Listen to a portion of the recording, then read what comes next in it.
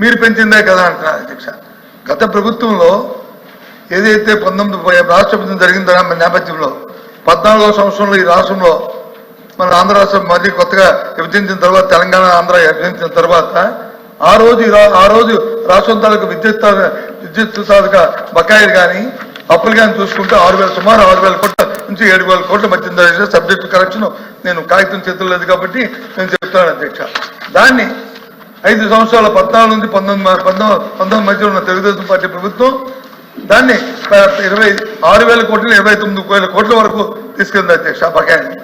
ఆ తర్వాత వచ్చిన మా ప్రభుత్వం ఆ తర్వాత వైఎస్ఆర్ ప్రభుత్వం వచ్చింది అధ్యక్ష. 19 నుంచి 24 మధ్య అంకెలు కావస్తే చూసుకోమని అధ్యక్ష. బడ్జెట్ లో వాళ్ళు ఇచ్చే లెక్కల ప్రకారం చెప్తున్నాను అధ్యక్ష.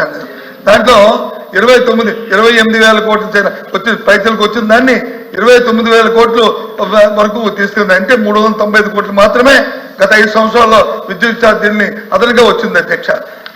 ఇది భారానికి డిస్కంల భారం. అదే 5 సంవత్సరాల్లో వచ్చి సుమారు 22,000 కోట్లు వచ్చి అది ఇంకొచ్చింది. కారణం ఏంటి అధ్యక్ష? గత 5 సంవత్సరాల్లో 14 నుంచి 19 మధ్య ఉన్న ప్రభుత్వం డిస్కౌంట్లకు వచ్చి 15,000 కోట్ల రూపాయలు మాత్రమే ప్రభుత్వం నుంచి వారికి సబ్సిడీ కింద వచ్చి చెల్లించడం జరిగింది అధ్యక్ష. అదే వైఎస్ఆర్ జగన్మోహన్ రెడ్డి ప్రభుత్వంలో అధ్యక్ష 45,000 కోట్ల రూపాయలని విద్యుత్ రంగానికి వచ్చి కేటాయింపు చేసింది అధ్యక్ష. పాలసీ లెక్కలో ఉన్నాయి అధ్యక్ష. ఇదేమి నేనేమి తయారుగా చెప్పట్లేదు అధ్యక్ష. అంటే ప్రభుత్వాలు వచ్చి ప్రజలకు మనం ఎన్నికల్లో వాగ్దానాలు ఇచ్చిన తర్వాత ఆ నేపథ్యంలో వచ్చి ఈ కార్యక్రమాలు వచ్చి ప్రభుత్వం భరించాలి అధ్యక్ష. ఇవాళ చూపు ఛార్జ్ ఎందుకు పెంచాలి అధ్యక్ష? ఏం దాని సబ్సిడీ కింద ప్రభుత్వం దాన్ని కేటాయింపు చేయొచ్చు కదా. ఎందుకు సామాన్య ప్రజల మీద వచ్చి ఆ భారాన్ని మోపాలి అధ్యక్ష? అవసరం ఏమొచ్చింది అధ్యక్ష? మీరు వాగ్దానం వచ్చాం కదా అధ్యక్ష. చేయకుండా ప్రభుత్వమే వాళ్ళకి చూపు ఛార్జీలు పెట్టి వాళ్ళని అధికంగా పెట్టి మళ్ళీ దాంతోపాటు ఇప్పుడు గౌరవ సభ్యులు లక్ష్మణరావు చెప్పి కోడికించట్టు మళ్ళీ ఇంకో 11,000 కోట్లు పెట్టి ఏం చేద్దాం అనుకున్నారు అధ్యక్ష. కాబట్టి దీన్ని మేము వ్యతిరేకిస్తున్నాం అధ్యక్ష. కాబట్టి దీన్ని నిరసనగా మేము అందరం వాకౌట్ చేస్తున్నాం అధ్యక్ష. మంత్రి గారు చెప్పండి సార్. ఇది సార్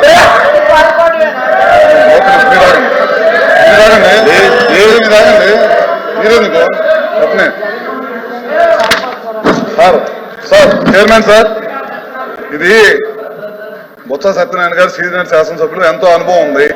ఇది సవరణ మాత్రమే. గత ప్రభుత్వం 6 రూపాయల నుంచి రూపాయి ప్రజల మీద భారం వేసింది.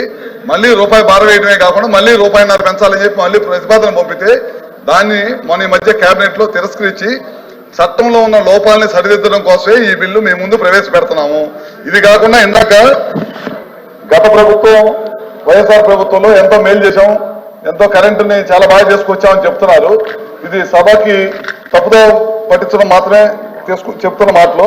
2014-19లో తెలుగుదేశం పార్టీ అధికారం చేపట్టే నాటికి ఆ రోజు ఆంధ్రప్రదేశ్ రాష్ట్రంగా అప్పుడు ఆ రోజు దాదాపు 6 నుంచి 10 దాకా సాయంత్రం పూట కరెంటు విపరీతమైన పవర్ కట్స్ ఉండేవి.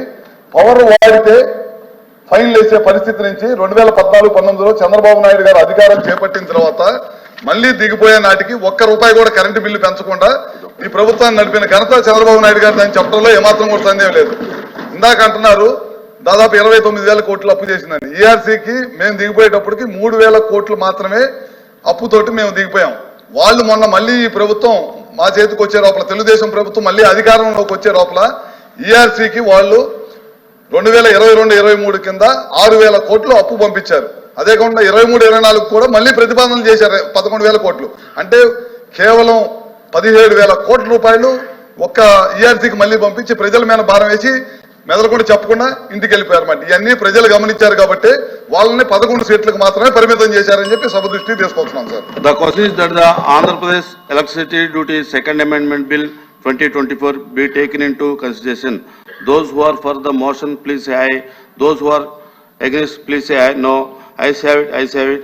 The motion is carried and bill is considered. I shall now put the clause to vote. There are no amendment to clause 2 and 3. Clause 1 enacting formula and long title, and they are before the House.